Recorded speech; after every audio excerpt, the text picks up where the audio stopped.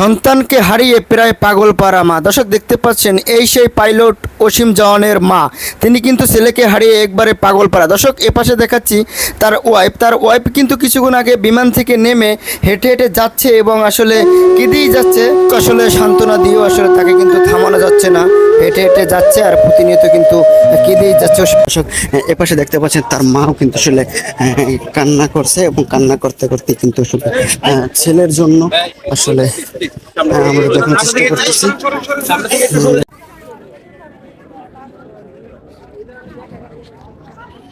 দর্শক দেখতে পাচ্ছেন তার মা কিন্তু আসলে কান্না একবারে ভেঙে পড়ছে।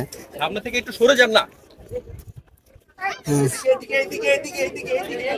দর্শক আসলে দেখতে পাচ্ছেন তার মা কিন্তু আসলে একবারে কান্নায় ভেঙে পড়ছে। আমরা আসলে দেখানোর চেষ্টা করছি আসলে আমার মন। দর্শক আপনারা দেখতে পাচ্ছেন তার মা কিন্তু একবারে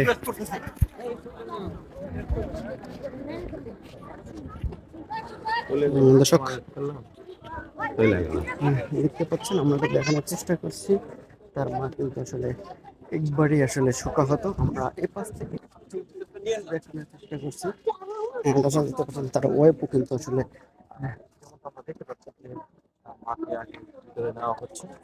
দর্শক আপনারা দেখতে পাচ্ছেন তার মা কিন্তু ভিতরে আগে প্রবেশ করছে এবং তার স্ত্রীও কিন্তু আসলে ভিতরে প্রবেশ করছে। দর্শক আত্মীয় স্বজন পরিবারের লোকজন এবং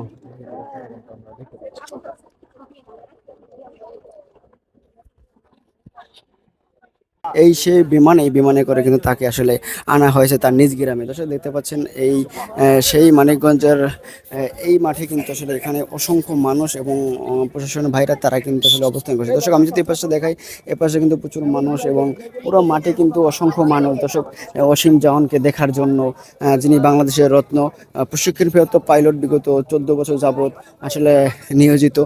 তো আসলে তিনি দেশের সম্পদ, তাকে দেখার জন্য কিন্তু আসলে অসংখ্য মানুষ তারা আসলে অবস্থান করছে। দর্শক আমরা এমনটা আসলে জানতে পেরেছি যে আসলে গতকালকে যখন বিমান বিস্তব্ধ হয় তিনি কিন্তু ইচ্ছে করলেই প্যারাশুট নিয়ে আসলে ঝাঁপ দিতে পারতেন, কিন্তু তিনি কিন্তু দেশের সম্পদ রক্ষার্থে তিনি চেষ্টা করছেন বারবারই। তিনি কিন্তু নদীতে আসলে কোনো লেন করার জন্য এক্ষেত্রে কিন্তু দেরি হয়ে যায় এবং সর্বশেষ নদীতে লেন করার জন্য তিনি কিন্তু প্যারাশুট দিয়ে ঝাঁপ দেন, কিন্তু তিনি আসলে শেষ মুহূর্তে আসলে জীবন বাঁচাতে পারেনি। কিন্তু তার সহকর্মীর পাশে যে ছিল আল্লাহর অশেষ রহমত, তিনি কিন্তু আসলে বেঁচে গেছেন। দর্শক আমরা এখন অবস্থান করছি তার নিজ গ্রামে আসলে মাঠে।